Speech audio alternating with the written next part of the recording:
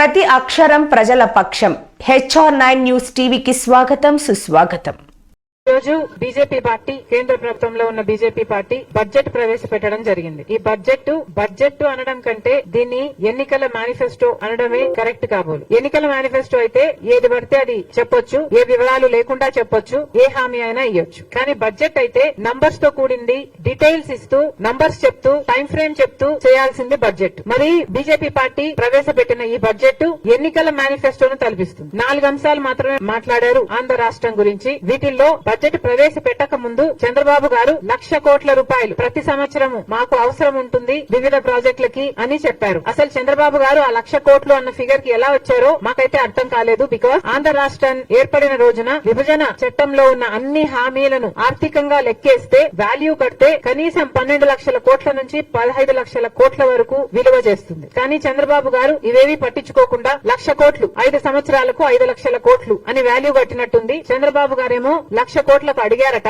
ఈ రోజు బీజేపీ నిర్మలా సీతారామన్ గారు ప్రవేశపెట్టిన బడ్జెట్ లో అయితే రాజధానికి కేవలం 15,000 కోట్ల రూపాయలు ఇస్తున్నాము అని తెలిపారు. దీంతో పాటు పోలవరం ప్రాజెక్ట్ కి మేము పూర్తి చేసే బాధ్యత మాది అన్నట్టుగా మాట్లాడారు. పోలవరం ప్రాజెక్టు ఆంధ్ర రాష్ట్రానికి లైఫ్ లైన్ అన్నారు, మన రైతులకి లైఫ్ లైన్ అన్నారు, ఫుడ్ సెక్యూరిటీ కల్పించే అంశం కూడా ఇది అని పేర్కొనడం జరిగింది. మరి అంత ముఖ్యమైన పోలవరం ప్రాజెక్టుకు పూర్తి చేయాలనుకున్నారు మీరు, సంతోషం, ఇప్పటికైనా పూర్తి చేయాలనుకున్నారు. 10 సంవత్సరాలుగా ఇది మా హామీ అయినప్పటికీ, 10 సంవత్సరాలుగా మీరేమీ చేయకపోయినప్పటికీ కనీసం ఇప్పటికైనా మీకు కనువిప్పు కలిగింది. పోలవరం ప్రాజెక్టుని పూర్తి చేస్తాము అని చెప్పారు. కానీ ఒక పక్క మా ముఖ్యమంత్రి గారు, ఆంధ్ర రాష్ట్ర ముఖ్యమంత్రి గారు 12,000 కోట్లు రీహాబిలిటేషన్ కే పడుతుంది అని ఒక పక్క చెప్తుండగా ప్రాజెక్టు కాస్ట్ ఎంతో ఇంకా ప్రజలకు చెప్పకపోగా కేంద్ర ప్రభుత్వం మాత్రం పోలవరం ప్రాజెక్టుని పూర్తి చేస్తామని చెప్తున్నారు. దాంతో పాటు ఎప్పుడు పూర్తి చేస్తారు, ఎన్ని డబ్బులు ఇస్తారు, తక్షణం ఎంత ఇస్తారు, కనీసం ఆ రీహాబిలిటేషన్ కైనా ఇస్తారా, ఒక్క ఫిగర్ అయినా మీరు క్లారిటీ ఇచ్చుంటే బాగుండేది. అంత పెద్ద ప్రాజెక్టు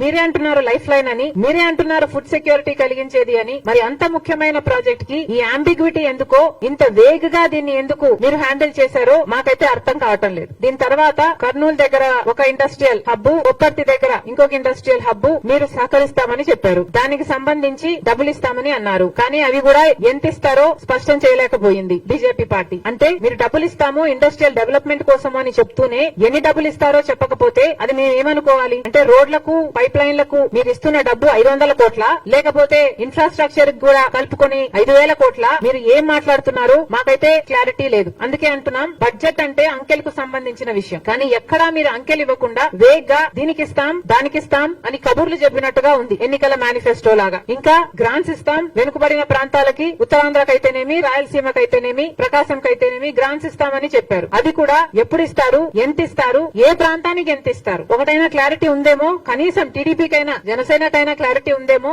ఆంధ్ర రాష్ట్ర ప్రజలకు చెప్పాలి. ఇలా ఏది క్లియర్ గా లేకుండా ఎన్నికల మేనిఫెస్టోను తలపించేటట్టు ఉంది బీజేపీ పార్టీ ప్రవేశపెట్టిన బడ్జెట్.